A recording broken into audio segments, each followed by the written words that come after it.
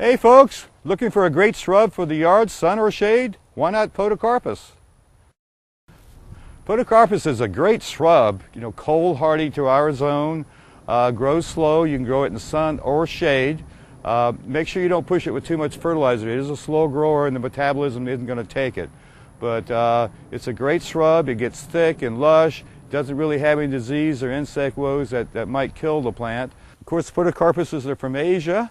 And we do have some other varieties. The blue Podocarpus here has a blue overtone to it, quite a little bit different than the common Podocarpus. We've got a couple down here. We've got the Nagi, N-A-G-I, which is also a big growing tree or big shrub Podocarpus with a wide leaf. And we got Pringles. Pringles is a new variety. It's probably been out about 12, 14 years. It's a dwarf that you can keep at 2 or 3 feet. Most Podocarpus, you're going to grow them as a 6 to 8 foot hedge, but if you like that Podocarpus look and you don't want it to overgrow, Pringles would be a choice for you. And then we got this very striking variegated Podocarpus. It's pretty rare. You won't probably find these around too often, but you can see the light color has a white variegation in it, and of course it's an extremely slow grower. The other one that we want to talk about is probably the weeping Podocarpus.